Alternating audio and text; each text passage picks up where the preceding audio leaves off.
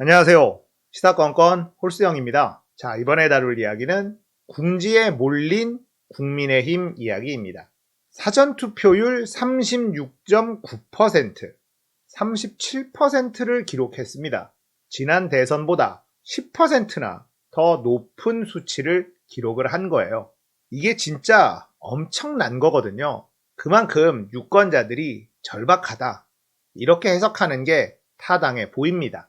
이재명 후보의 지지자들도 윤석열 후보의 지지자들도 사전투표에 많이 나왔다는 뜻이 됩니다. 다만 이재명 후보의 지지자들 그리고 분노한 안철수 후보 지지자들 이쪽이 사전투표율이 좀 더 높은 세대들이 많이 포진되어 있다. 이걸 생각해 본다면 사전투표율 37%는 이재명 후보에게 호재다. 이렇게 보는 게 맞다고 생각을 해요. 자, 그리고 이재명 후보에게 이게 호재다라고 이해할 수 있는 여러 가지 정황들, 이런 게 좀 포착이 되고 있는데요. 국민의힘이 요즘 들어서 하고 있는 일들을 보면 확실히 사전투표율이 높은 거에 국민의힘이 위기감을 느끼고 있구나. 이런 걸 알 수가 있습니다. 거기다가 우리는 지금 볼 수 없지만 선거 관련된 선수들은 여론조사 계속해서 돌리면서 지켜보고 있거든요. 요즘 국민의힘이 하는 걸 보면 뭔가가 조급하다라는 걸 느낄 수가 있습니다. 특히 요즘에 이 커뮤니티나 SNS를 통해서 계속 뭔가 군부를 떼고 있는 작업이 있죠. 그게 바로 부정선거 의혹인데요. 예전에는 국민의힘 내에 소수의 사람들만 이 의혹을 제기를 했었어요. 그런데 지금은 아예 거의 당 차원에서 움직인다라는 생각이 들어요. 국민의힘 김은혜 의원까지도 페이스북에 이상한 글을 썼는데 이거 한번 보면서 제가 팩트 체크도 해드리고 왜 국민의힘이 궁지에 몰렸다라고 제가 말씀드리는지 한번 짚어보도록 하겠습니다. 자, 국민의힘 김은혜 의원이 페이스북에 이런 글을 썼습니다. 국민 여러분들이 이러려고 5년을 기다린 것이 아니었습니다. 서울 은평구 신사 1동 투표소에서 확진자분들이 투표 용지와 투표 봉투를 받고 사전 투표하는 과정에서 믿을 수 없는 일이 일어났습니다. 투표 봉투 안에 기호 1번 이재명 후보의 기표한 기표지가 들어 있었습니다. 확진자인 유권자에게 한 손엔 이재명 기표 용지, 또 한 손엔 빈 투표 용지가 쥐어졌던 것입니다. 무려 3명이 이 같은 일을 겪었습니다. 있을 수 없는 일입니다. 대명천지에. 지금이 2022년 맞습니까? 3건 모두 이재명 후보로 기표되어 있었습니다. 지금 들어보니 조사 과정에서 봉투에 용지가 2장이 들어간 사례가 한 건 더 추가됐다고 합니다. 그 추웠던 저녁 유권자분들과 당원분들이 선관위와 대치하며 큰 곤욕을 치렀습니다. 문제는 이런 불법 투표하려고 국민들이 지난 5년 기다린 게 아니라는 피 끓는 현실입니다. 선관위 항의 방문을 위해 와 있습니다. 다시 보고 드리겠습니다. 이런 글을 올렸네요. 자, 그러면서 증거 사진이라고 또 올렸습니다. 자, 이재명 후보에게 기표되어 있는 투표용지를 발견했다. 이거거든요. 이게 사실이라면 꽤나 심각한 일이죠. 그런데 YTN 보도가 나왔는데 이 화면도 한번 보겠습니다. 확진 유권자 몰린 투표소 기표한 용지 다시 주기도 이러면서 윤석열 후보에게 기표된 투표용지 이것도 나왔다는 거예요. 그러니까 이게 부정선거가 아니라 선관위의 실수라는 거죠. 이번 선거는 코로나 때문에 이 확진자들 따로 시간을 떼서 투표하도록 했거든요. 여기에서 미숙함이 드러난 겁니다. 선관위의 실수는 맞아요. 이 실수에 대해서 엄중하게 책임을 묻는 것 정치인이 할 수 있는 일이긴 합니다. 하지만 단순 실수를 마치 조직적인 부정선거인 것처럼 호도하고 선동하는 것, 이건 아니죠. 이렇게 부정선거로 군부를 떼는 작업이 국민의힘 당 차원에서 슬슬 나오고 있다는 것. 이게 의미하는 바가 크다는 겁니다.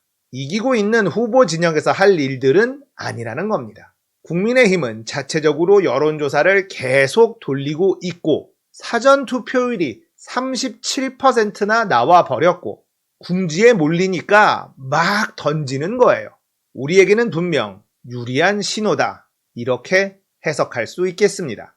선관위는 여당이나 야당이나 다 만족시키지 못하고 있는 것 같네요. 선관위가 국민들의 눈높이에 맞게, 시대의 흐름에 맞게 조금 더 스마트하게 바뀌어야 될 것 같습니다. 자, 그리고 선거 막바지에 정말 유의미한 변화, 흐름이 감지가 되고 있다. 이걸 또 여러분들에게 말씀드리고 싶은데요. 바로 이대남이라는 키워드 많이 들어보셨잖아요. 그런데 그 이대남이라는 키워드가 사라지고 이번남이다. 이런 표현이 떠오르고 있습니다.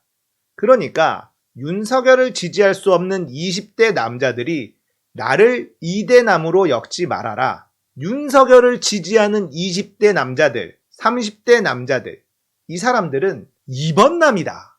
이런 단어가 커뮤니티에 돌면서 공감을 얻고 확 떠오르기 시작을 했습니다. 그래서 이대남이라고 부르질 않고요. 이번남이라고 부르고 있어요.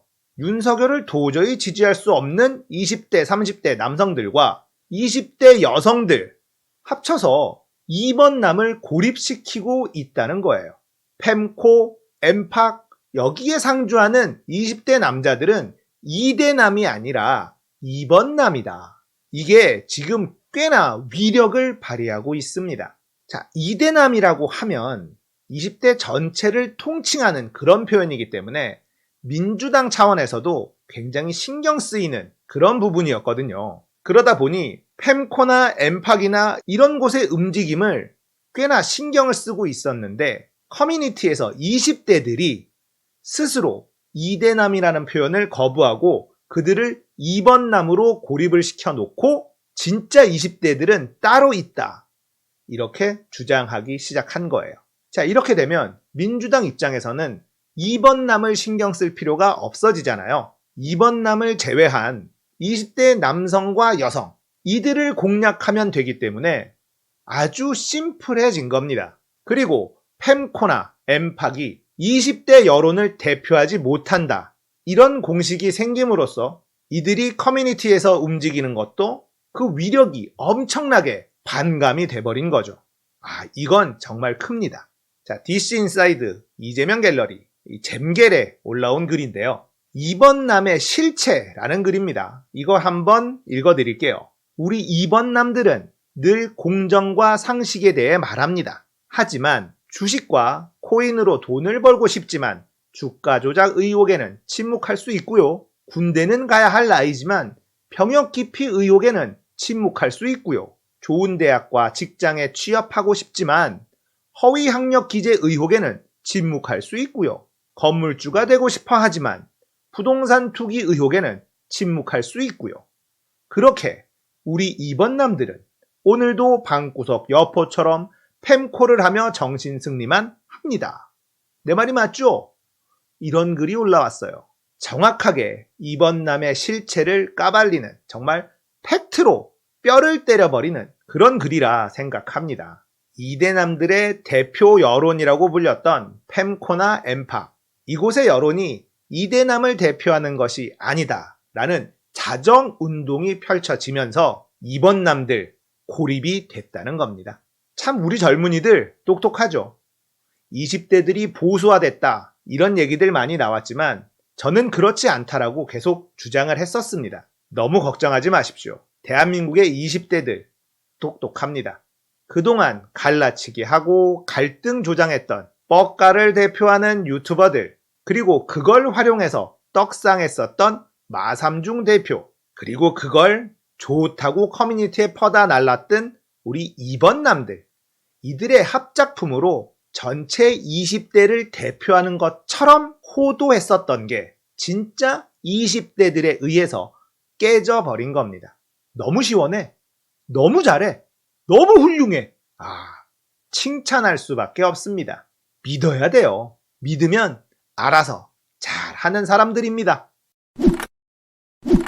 자, 국민의힘이 궁지에 몰리고 있다. 이걸 느낄 수 있는 또 다른 지표가 있는데요. 그건 윤석열 후보의 유세 연설입니다. 발언의 강도가 점점 더 세지고 있어요. 왜 그럴까요? 조급해져서 그래요. 이기고 있으면 여유가 생기죠. 그런데 지고 있으면 시야가 좁아지고 조급해집니다. 대본이 없는 유세장에서의 연설은 윤석열 후보에게 정말 취약한 부분이죠. 오늘은 이런 얘기를 했어요. 국민들이 불안하면 현 정권을 지지할 것이다. 라는 그 계산으로 김정은이가 저렇게 쏘는 거다. 제게 정부를 맡겨주시면 저런 버르장머리도 정신 확 들게 하겠다. 이러면서 자극적인 발언을 이어갔습니다. 어떻게 정신이 확 들게 만들까요?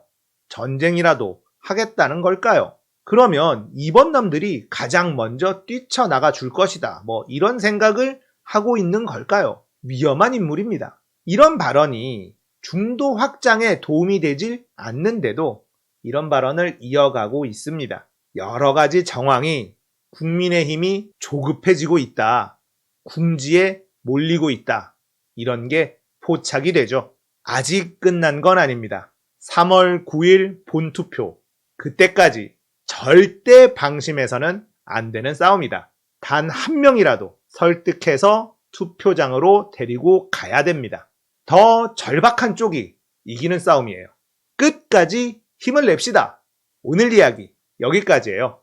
공감되셨다면 구독, 좋아요, 알림 설정 부탁드릴게요. 감사합니다. 끝!